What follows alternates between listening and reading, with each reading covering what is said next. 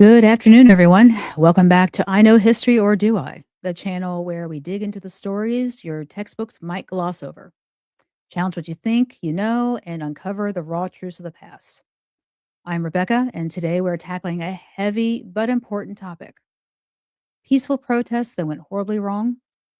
And history is full of moments where people gathered nonviolently to demand change, better rights, fair treatment, democracy, only for things to spiral into violence, often because of brutal responses from those in power.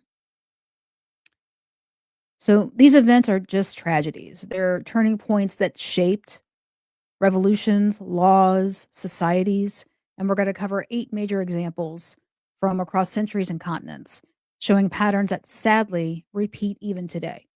So if you're ready for some eye-opening history, smash that like button, subscribe if you haven't, and let's dive in. This one is about 30 minutes, maybe 20, I don't know. So grab a drink and settle in, okay? And I'll be right back.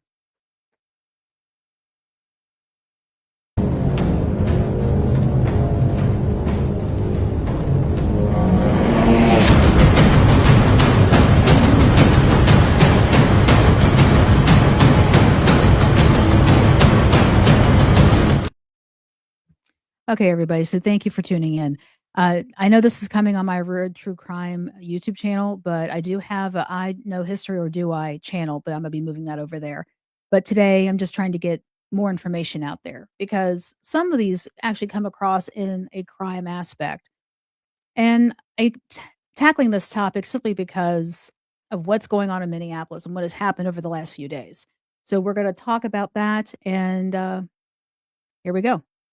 So we're going to start in colonial America and work our way forward chronologically. So first up is the Boston Massacre.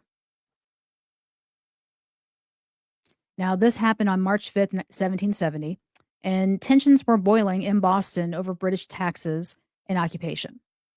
A crowd of colonists gathered to harass a British sentry. They were tired. They weren't allowed to have weapons. They had to pay taxes. They had to allow soldiers to stay in their homes whenever the soldiers wanted to. The tea tax was going up.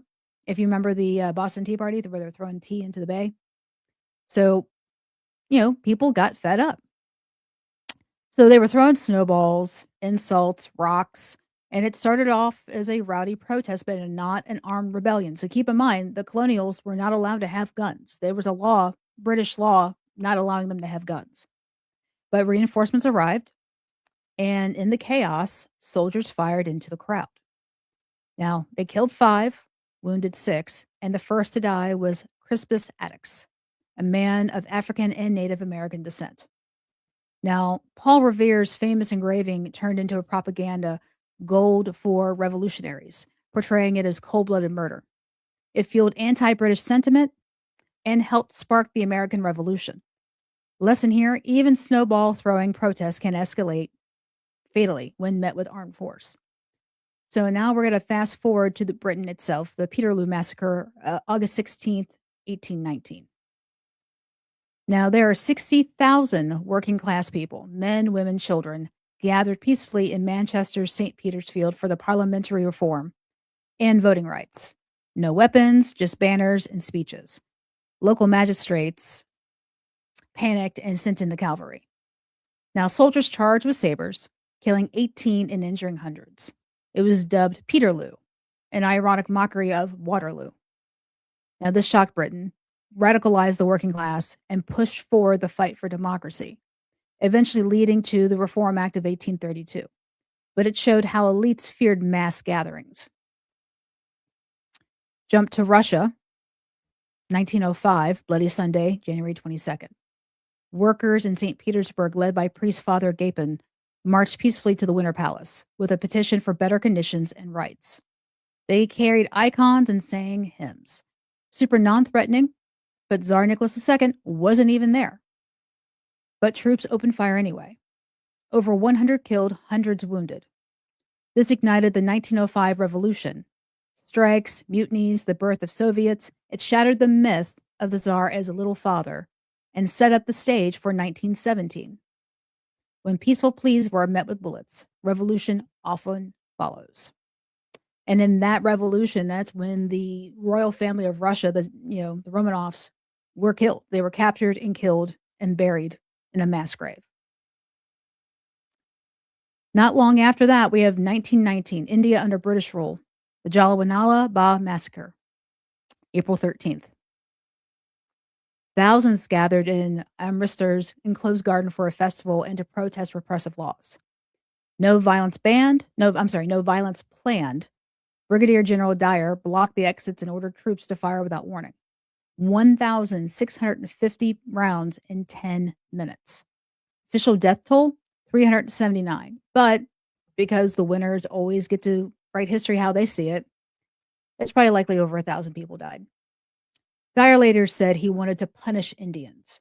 This atrocity galvanized the independence movement, turning Gandhi toward full non-cooperation. It exposed the brutality of colonialism. Now, we all know that, Gandhi went on hunger strikes and everything else, and his perseverance allowed India to become a free country at least out from underneath British rule. Now we're going to get to labor rights. A Haymarket affair, Chicago, May 4th, 1886. A rally for 8-hour workdays was winding down peacefully when police moved in to disperse it. Someone threw a bomb, killing officers. Then police fired into the crowd. 7 police and at least 4 workers died. 8 anarchists were convicted. In a sham trial, 4 hanged. It became a symbol for workers' rights worldwide.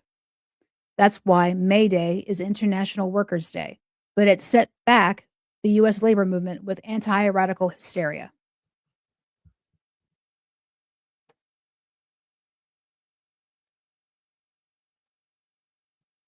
(1960) South Africa, Sharperville Massacre, March 21st. Thousands protested apartheid passed laws peacefully outside of a police station. Police opened fire, 69 killed, many shot in the back, over 180 wounded, including kids.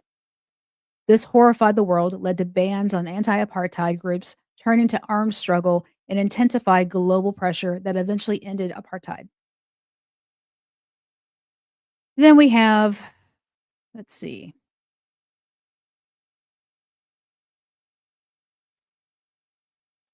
Then we have U.S. Civil Rights Bloody Sunday, Selma, March 7th, 1965. 600 marchers for voting rights crossed Edmund Pettus Bridge, met by state troopers with tear gas, clubs, whips, over 50 hospitalized, including John Lewis. TV footage shocked America, leading directly to the Voting Rights Act. Nonviolence exposed brutality and won hearts. Now, this is one this happened before I was born, but this one I do remember hearing about at home. 1970, Vietnam War protests, the Kent State shootings, May 4th. Students protested the Cambodian invasion, some rock throwing, but National Guard fired 67 rounds into a crowd, 4 dead, 9 wounded. Now, I will say this, it may have started off peaceful, but when you start throwing things at people with guns, it becomes non-peaceful at that point. It sparked nationwide strikes, deepened anti-war divide. Ohio, by Crosby, Stills, Nash, and Young, captured the outrage. But, that there's a beginning of school protests. Now, this one I do remember. 1989 China, Tiananmen Square crackdown, June 4th. Students occupied the square for weeks, peacefully demanding democracy. Troops and tanks cleared it. Hundreds, maybe thousands killed. Tank Man became an icon of defiance. It ended the movement, but drew global condemnation. And then finally, recent history.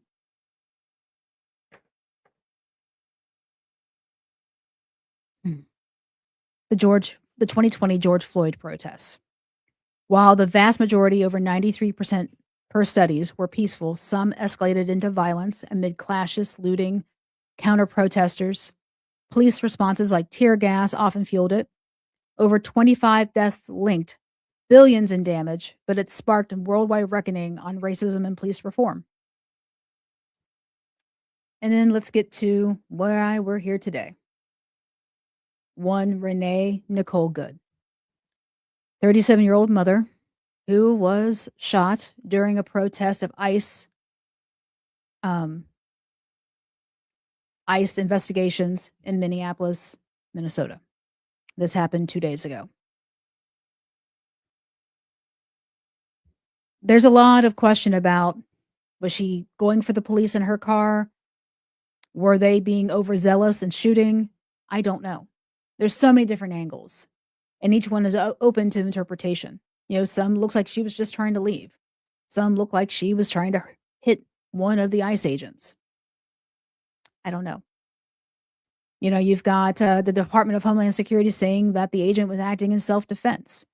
You've got the protesters, that she was part of a group of, saying, no, she was just trying to get out of the way. I don't know. But this is the aftermath.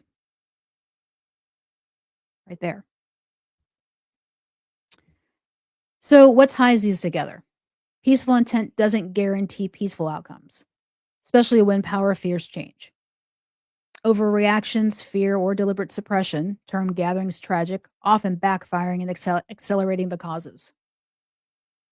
History asks, do we learn? Protests continue because injustices do. What do you think? Is nonviolence still the best path, or do these tragedies show its limits? So drop your thoughts below and share if this hits home. And subscribe for more history that challenges what you know. Next time we'll explore, I'm not sure what we'll explore, but I'll see what sparks some type of inspiration. But stay curious, stay safe, and peace out. And again, don't ever stop standing for what you believe in, but understand doing that, sacrifices sometimes have to be made for the greater good. This is Rebecca with I Know History, or Do I? Have a great evening, great day, and please be safe.